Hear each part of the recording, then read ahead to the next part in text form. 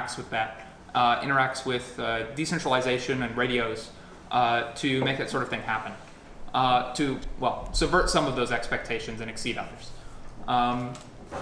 So I'm going to go over a high-level presentation first, and then I'm going to open it up for questions with my more technical slide deck, and I'm happy to answer questions at any part of the stack and however technical you want to get, but I'll try and keep it high enough level that I don't lose anyone. What is Althea? Althea is a system that allows communities to build and maintain their own profitable decentralized internet infrastructure. So there's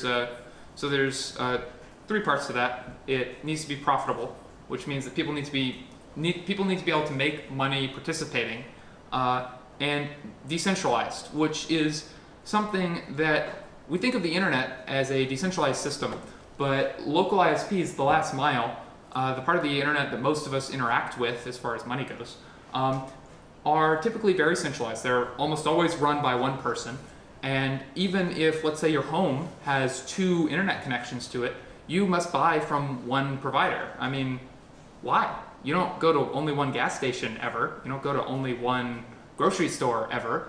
Why are you buying from one internet provider?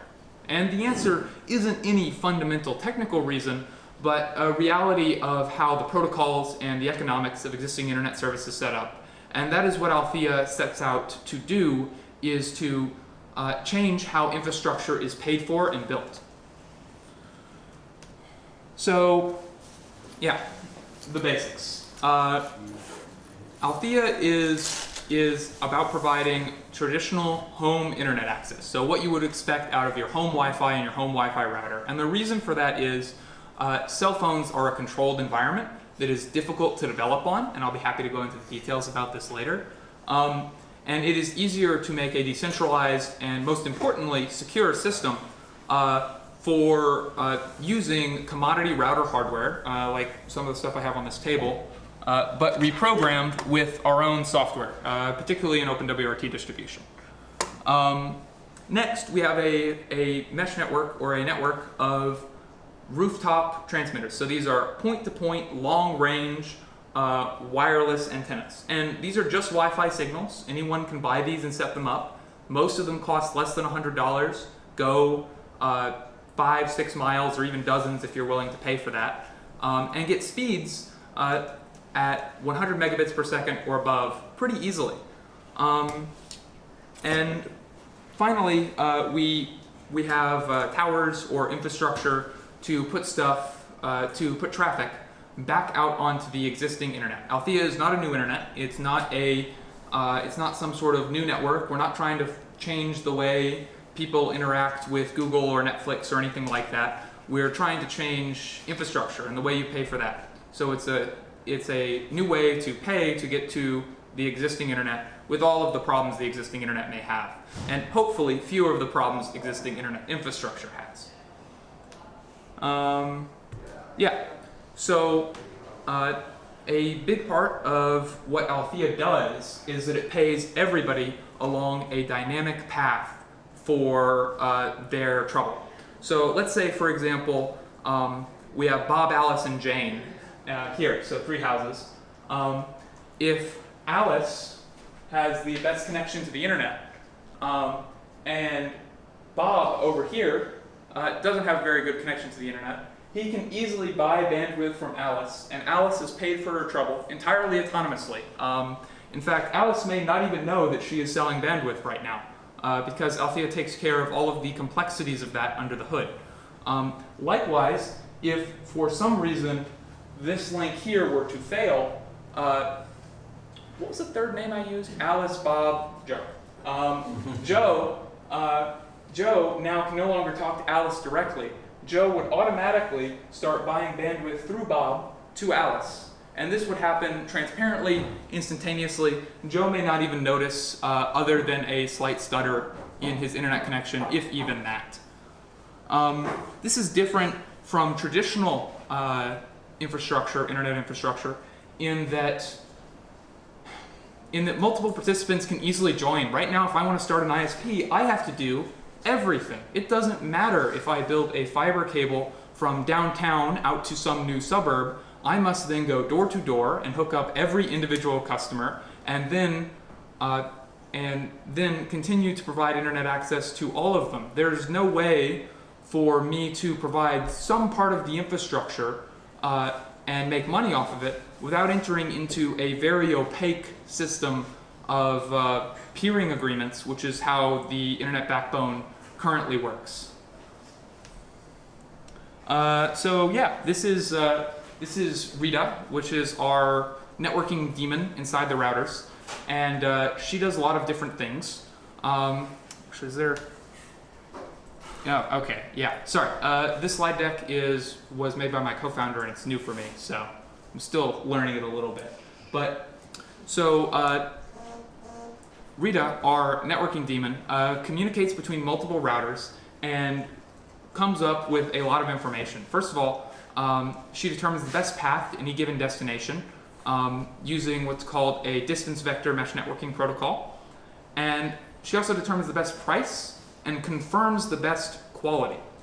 So I say confirms because while the price is what people choose to charge and is thus sort of arbitrary, the quality is a fixed thing.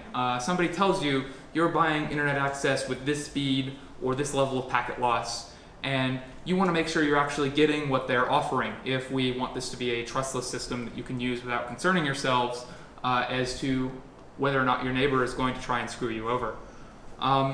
So using all this information, Rita generates a mesh topology, so a network that that says where all of the traffic should go to reach any given destination, how much they should pay, and what sort of quality they can expect. And based off of the user's input, it will choose different routes and make the participating nodes money.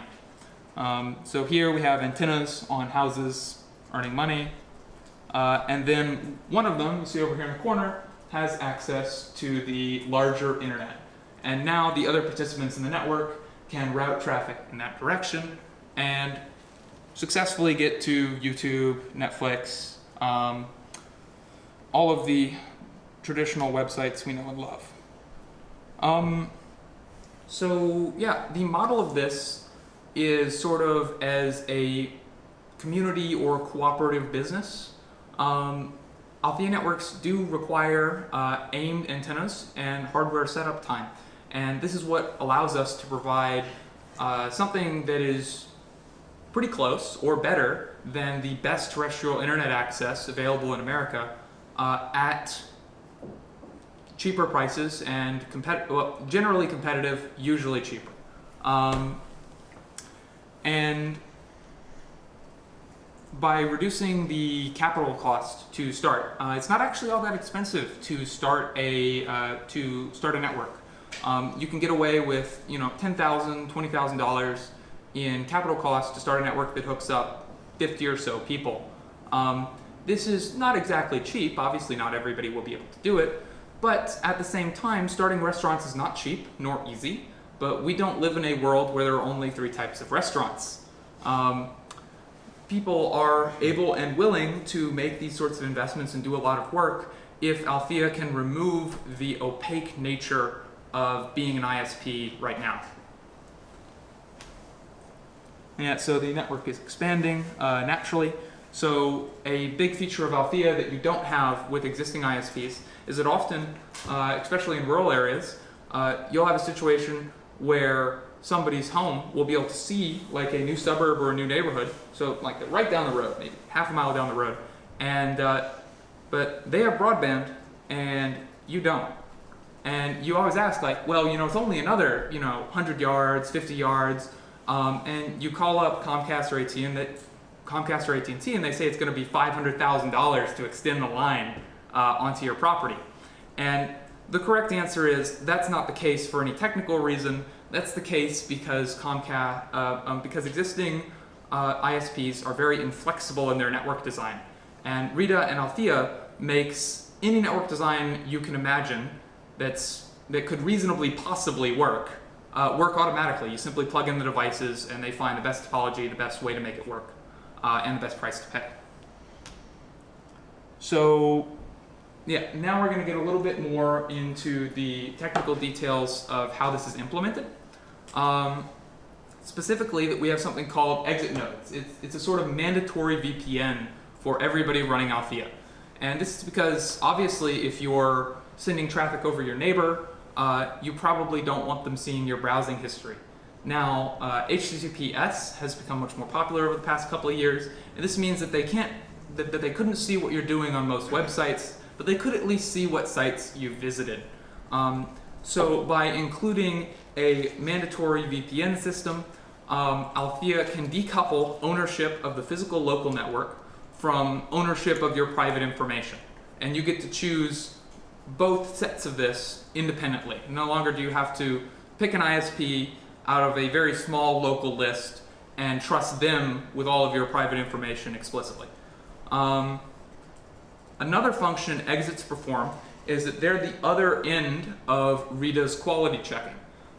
So if you want to determine what quality internet access you're getting, you need a partner on the other end of the line where you say, hey, I'm going to send you 10 packets. Did you get 10 packets? And the exit will say, yeah, I got 10 packets. They're being honest about the quality of the connection.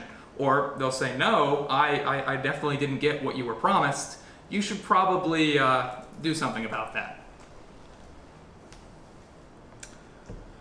So something we realized when designing Althea is that there are some parts of building networks that aren't best served in a very transactional manner. For example, I'm talking a lot about bandwidth sales, how you can get paid for connectivity and bandwidth that flows over you by the second automatically. But that doesn't necessarily include things that people see as very important parts of internet service, like telling somebody why their Wi-Fi is bad in a certain part of the house, and that's most ISP customer service calls. And that has nothing to do with the connection to the house itself. So for that, we invented something called that we're calling subnet DAOs. For those not familiar with one or the other term, I'll explain both. Subnets are a really common term in networking to refer to a smaller part of a network. And DAOs, decentralized autonomous organizations, are organizations that can operate independently on the blockchain and provide ways to cooperate or work together or pool funds without necessarily having a single point of centralization or a single operator. A subnet DAO is sort of like a local network cooperative. It can raise funds from the network members, and these funds can be used to provide service for people, specifically what a lot of people would associate as the services they would expect of an ISP, like phone support, etc. We imagine that backbone nodes that are passing a lot of traffic may be members of several subnet DAOs, because customers may choose to be on different DAOs depending on their needs. For example, there may be a subnet DAO that is like, hey, we're going to try and make sure everybody in this DAO gets gigabit, and we're pooling funds to upgrade these links. There may be a DAO that's like, we don't charge anything because we expect you to know what you're doing. Please, hook up your stuff. Here are the details. And then there may be other organizations that provide a higher level of service for more conventional internet users. So yeah, this is sort of our business model or token model, is to provide a global decentralized brand for Althea networks, because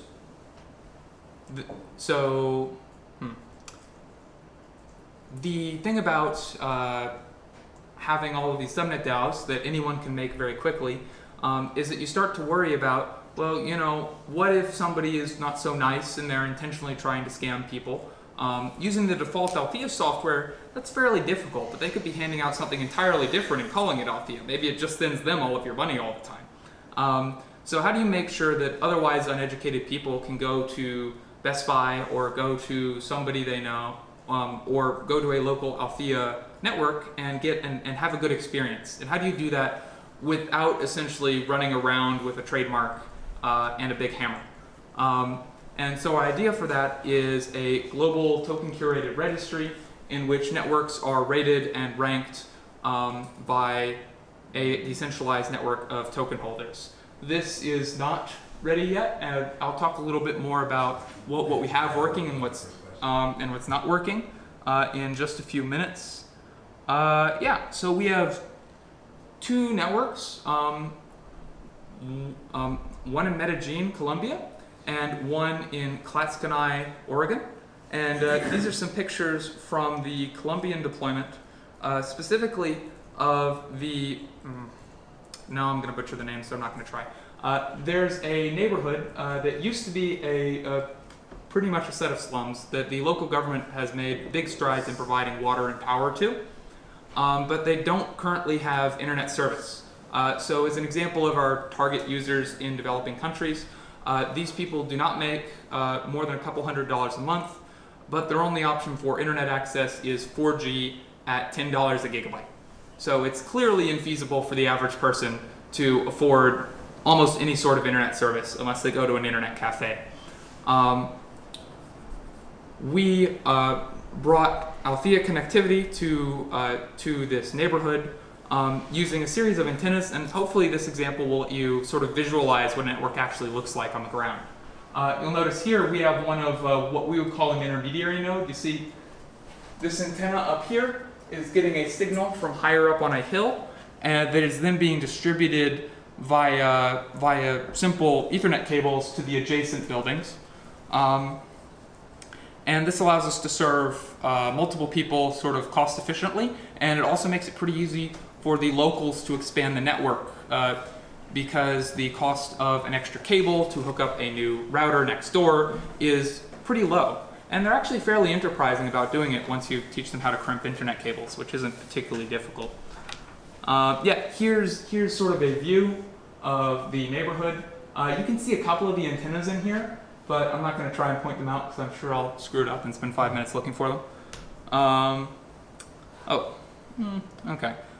This is Clatskanie, and Clatskanie is a small town north of Portland, where the majority of the town gets 5 megabits per second DSL at best.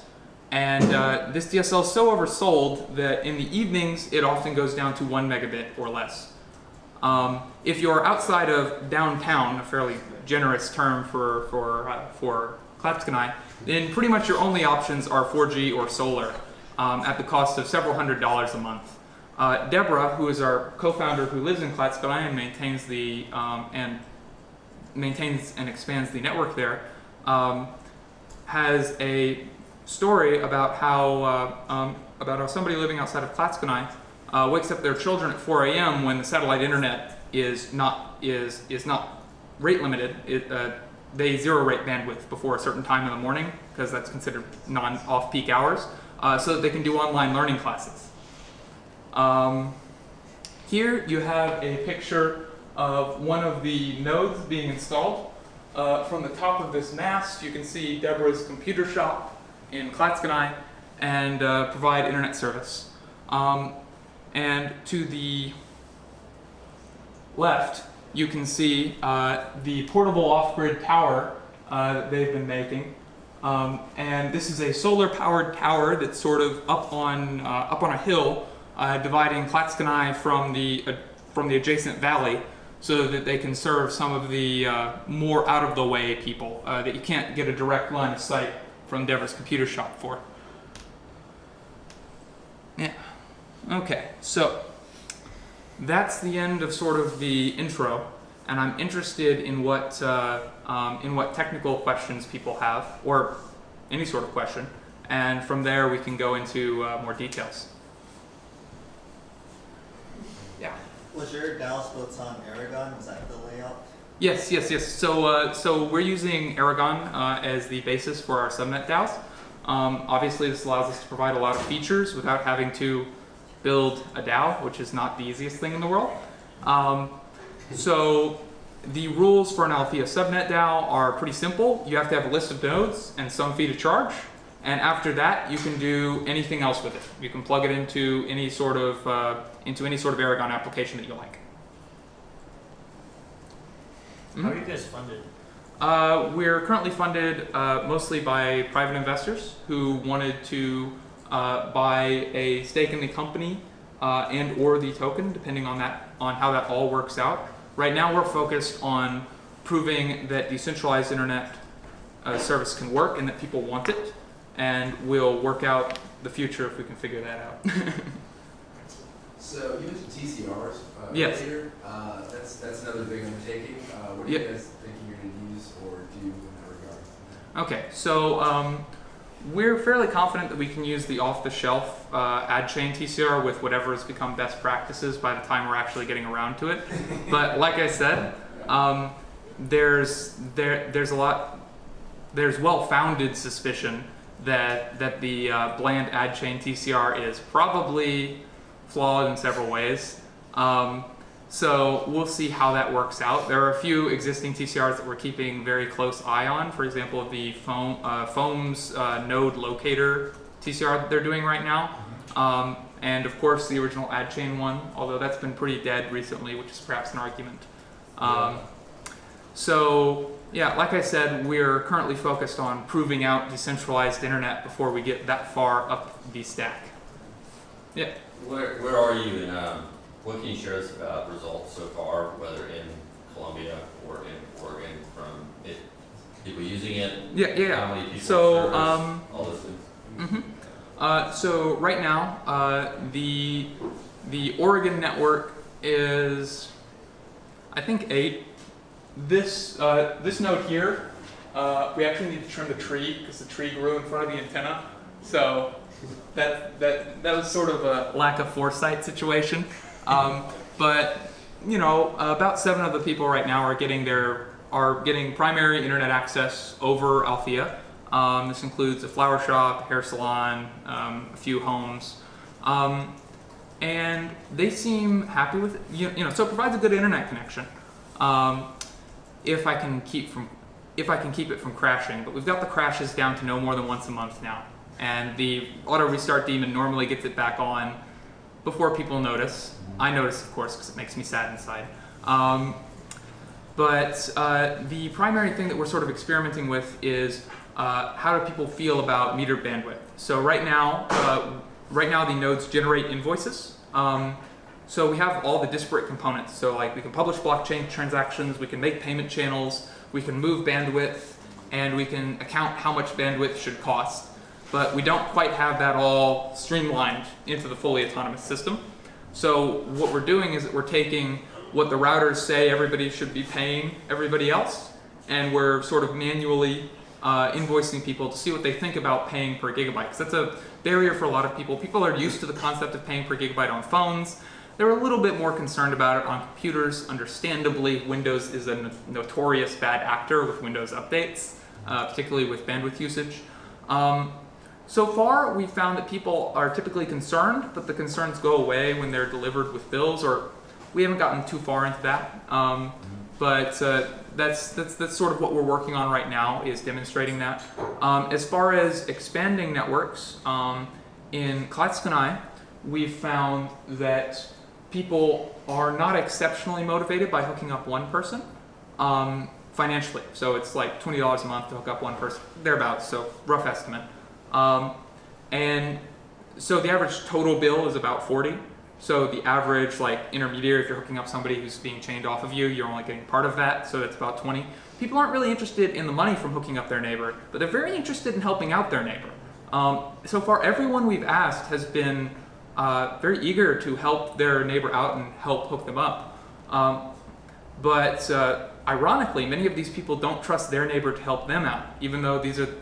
So the entire sample set is happy to help each other out, but the entire sample set is also not confident their neighbor will help them out. So that's an interesting little little bit of social commentary. Yeah, so I should talk about Columbia a bit more. In the Columbia network, we're still working on lighting it up. Claro, which is the local Clara, which is the local tier 2 or like distributor ISP, has sort of been dragging their feet, but we think we're going to get that nailed down this month or within the next week. I don't know. Timelines keep changing, so we'll see. As for the actual network build out, we have 40 nodes in a sort of, here, I actually have a diagram of it in my other presentation. Here. Present. How'd you pick Medellin? People come to us and they want to start networks and they want to help provide good internet access. People are highly motivated by poor internet access.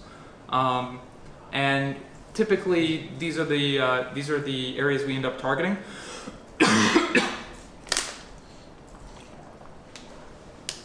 Because people are interested in lower prices everywhere. But people are highly motivated to do something today when their internet access is not already acceptable. So here in Colombia, we have 40 nodes all told, and they're sort of laid out in what the wireless ISP community would call micropops, so little groups around antennas. And this allows us to bring the average install cost down because each group only has one antenna, and then it's Ethernet cables to the adjacent houses. You can find this diagram on our website, althea.org. And there, people were very eager in getting internet access. They were actually more eager to do the hustle and sell to their neighbors to sort of try and provide internet access for the income. And we found that that they were more willing than the people in Klaxonite to help hook each other up. So we left. So while my teammates were down there, they set all the equipment out. They brought it to the various homes that had sort of signed up to participate, and they left it there. And the next day they came back, and a local kid, Tamario, had actually hooked up another 6 or 7 houses. They just left the equipment there, and it was done. So yeah, bad internet access is definitely a motivator, and that seems to be our core market right now. Yeah. How much does it cost to set up? How much does it cost to set up? So Althea is transport and hardware agnostic, and what that means is that we try and run on anything. We have a few routers that we try to support, like explicitly support, but the cost can pretty much be dependent on what sort of service you want to provide. So for example, here in Colombia, each of the antennas was a couple $100. These routers, which are the home units, are about 70. Are about 70 each, and the cost of each of the Ethernet cables is really negligible. So let's see, what does that average out to? So if I was in I wanted to set up a house or set up a node in one of the houses, how much would it cost me? Okay, so like if you were here, it would cost you somewhere between $20 and $70, depending on how fast you wanted your router to be. If you were over here, it would cost you probably about $300. 300. Yeah, which is a little bit too much for the locals, which is why we're trying to get the unit cost, which is actually why we did this structure in the first place, because you can buy a $20 router, 15 in bulk. It only provides about 20, 25 megabits per second worth of throughput, because the little CPU out of 2011 can barely do all the encryption. But at that point, it would only cost you about $20 to expand from here. So the idea is that that's within reach of the locals, and we can hopefully grow the network, ideally, such that these little clusters start to connect. Because once the clusters connect, the automatic routing gets really interesting. Because if this antenna fails and there's some people in between here, then all of the traffic redirects through this antenna, and the network becomes more reliable the bigger it gets and the more connected it becomes. Yep. Yeah, so you're shooting for, but what's your goal at the end of 2019 for this? For many, to like, how many people would you like to have there? The goal at the end of 2019. So that's a year. It's a very long time. Yes, long time. Hopefully more than 100 people. We'll see. The biggest problem there is getting those low-cost routers into the country, because nothing's manufactured there, and some things are manufactured there, but certainly not electronics. And the tariffs are decent. I think they're like 20 or 30% to import stuff. So routers that we can get for $15 here in America become 20, 25 there, and every dollar really counts So being able to find supply and being able to find a good supplier and a good model for the sort of ultra low end is important. So. You should, I was just FYI, if you were looking for importers of anything electronic, you should go to Miami. There's some guys that's I'm being 100% actually. No, I grew up in South Florida. I know what you're talking about. There in the back. Yeah, two questions. What's the geographic reach for each of these little pods? And then what's your mechanism for customer support? And how do you avoid that becoming the centralized piece of all of this? Okay, first of all, the reach for the antennas, that depends on how much you want to pay for the antenna. So for $60 a unit, you can do 5 miles or so at 100 megabits. For $300 a unit, you can do like 15 miles and probably faster. I think those are 500 megabit antennas. So point-to-point wireless gear is commonly used by wireless ISPs, and they're essentially centralized ISPs, but they exist in areas where traditional ISPs won't go. So they're common in the Northwest, Puerto Rico, Costa Rica, and they provide a variety of hardware options. Anything you want to do within line of sight is possible. When you get beyond line of sight, you start getting into needing either licensed bands or far more specialized hardware. But generally, you can do gigabit at line of sight for no more than $1,000.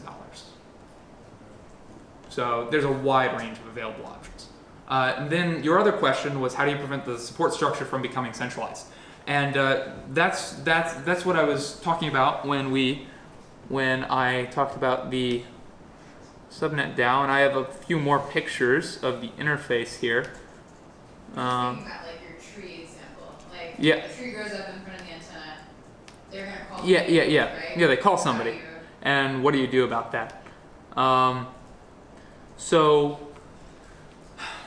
people join a subnet DAO, and there's a level of centralization to that organization, and you pay a fixed fee for fixed services like being able to call somebody to come out and help you. Now subnet DAOs can have an arbitrary number of organizers with arbitrary voting systems. Whatever you want to come up with, you can do. But it's actually an open question for us whether or not most of these networks will end up whether most of these subnet DAOs will end up being owned and operated by one person. And even if that's the case, that'll probably be okay because people can switch subnet DAOs on their router.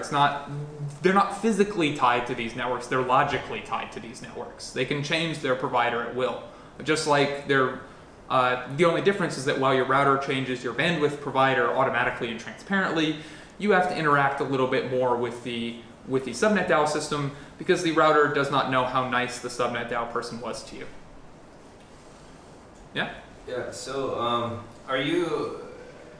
there's some level of familiarity I think that folks may need to have to be able to set up these links essentially. And so, I mean, it is line of sight, but there's a little bit more to it than that. Yes, being able to aim, but also even knowing Fresnel zones essentially, and those things are really challenging. So basically, for those that like Fresnel zones, essentially, if you have point to point, it's basically this.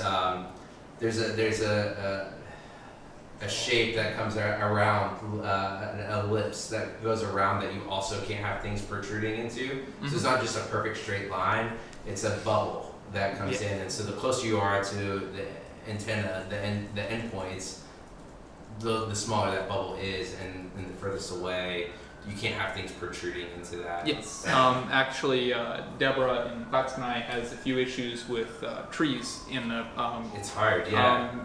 in the Fresnel zones. Of course, she's using 2.4 antennas, so we're trying to use a higher frequency, which gets that down. But yeah, so those sorts of questions are exactly the sort of thing we're trying to abstract away. My ultimate vision with Althea is that people raise some sort of antenna component, which may just be like, I don't know, a sphere, except like a sphere would look kind of ominous. Like on top of your house. So like you raise a sphere, you plug it into the router, you make sure it's plugged into power and the light's on, and you're done. That's our ultimate vision. Right now, obviously, to keep costs down and to deal with the current reality, we're using AIM point-to-point gear, which is not the easiest thing in the world. And that's why we're trying to foster subnet DAOs and communities that know and teach them how to do it and help them to do it. There was a really nice slide about Fresnel zones at a presentation. I just got back from Portland where we did a small conference, about 30 people, about how to aim antennas, how to set this sort of thing up, sort of to help us grasp how hard that is to teach. So are you like at the point where you're just trying to decide whether you want to build like a system to help teach people kind of DIY, like like videos and stuff like that? Or? We will have videos That's from cool. that event out hopefully in a week or so that teach you all of the details about how to aim antennas. But in the longer term, if Althea gains any reasonable amount of traction, you could find demand for things that currently don't make. So right now, I said that there are lots of wireless ISPs. Let's say, for example, you take one of these existing pieces of wireless ISP hardware and cut the speed in half in order to give it a 60-degree in any direction steering capability. And that's actually somewhat possible. In fact, some of the newer 60 gigahertz gear, 60 gigahertz is the band is so small it's very hard to aim, actually does some of that for you already. It does a little bit of self-aiming.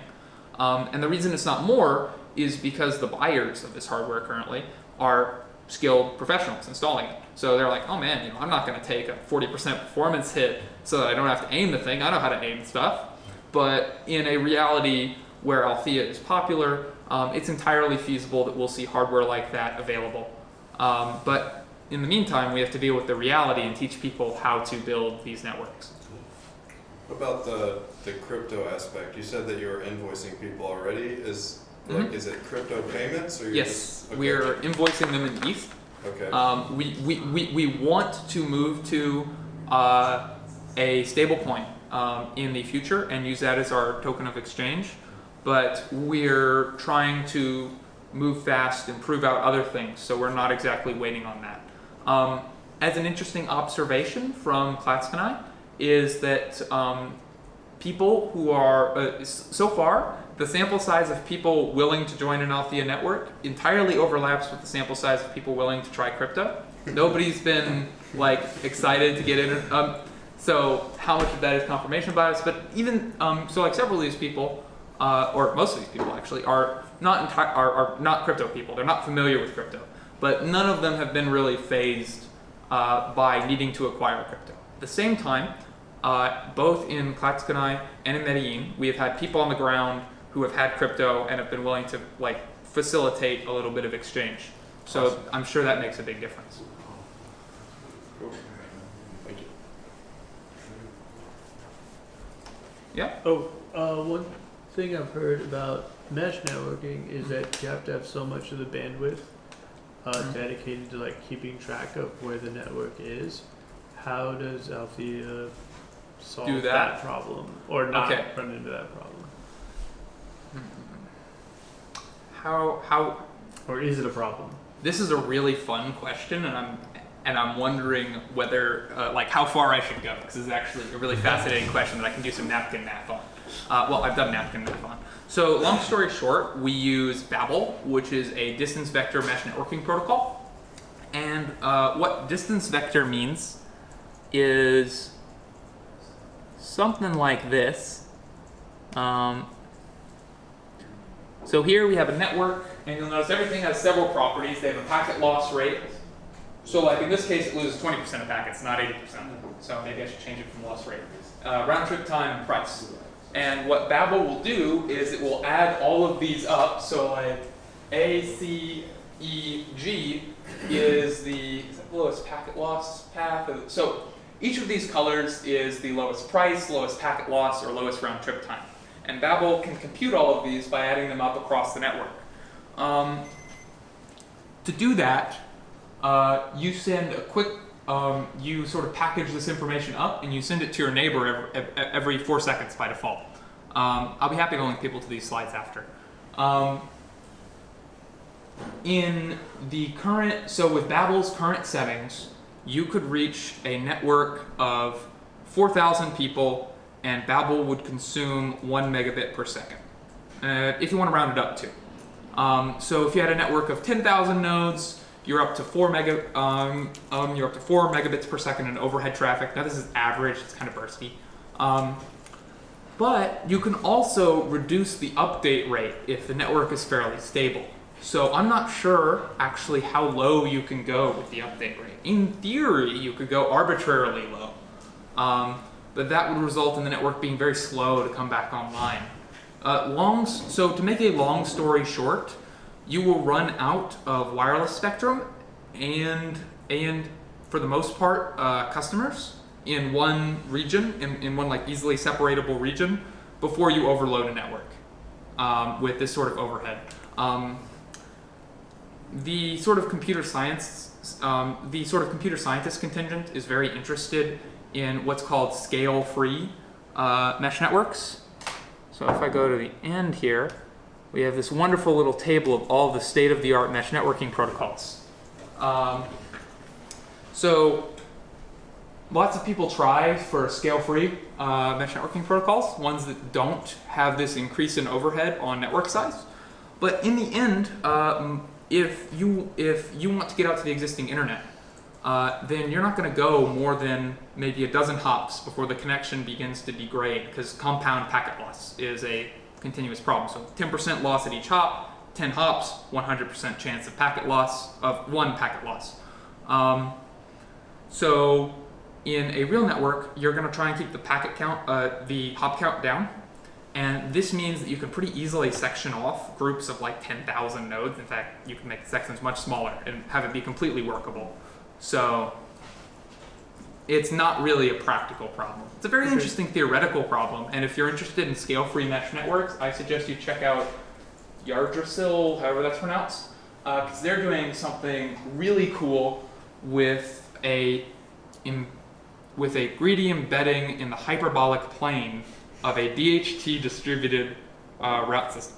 It's really cool, really state of the art, but I'm not going to write a way to distribute prices in that. I wrote one in Babel, which is much simpler.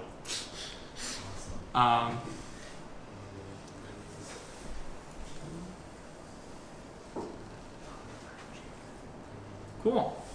Yeah, so I have a couple of devices up here, and I guess I could try plugging them in and showing them off. But I'd have to, I could probably do that, but it would take like 10 minutes to set them up right. So, yeah, I'll call that. Unless, let's see, have I used up all my time? No, we still have something like an hour according to the original schedule. We've got to head out a little bit earlier. Okay. Like as soon as your presentation, actually, Jeremy hit me up and said, like when you're done, we kind of have to like move on out. Congregate and move out. Cool. Well, if nobody has any more questions, then thank you all for coming.